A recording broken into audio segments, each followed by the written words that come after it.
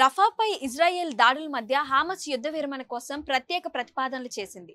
Gaza ప్రజలపై Israel తన యుద్ధాన్ని నిలిపివేస్తే బందీలను విడుదల చేయడంతో సహా పూర్తి పరిష్కారానికి సిద్ధంగా ఉన్నామని హామస్ తెలిపింది.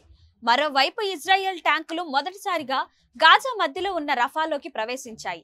నగరంపై దాడులు ఆపాలని అంతర్జాతీయ న్యాయస్థానం ఆదేశించినప్పటికీ ఇజ్రాయెల్ వెనక్కి తగ్గడం లేదు.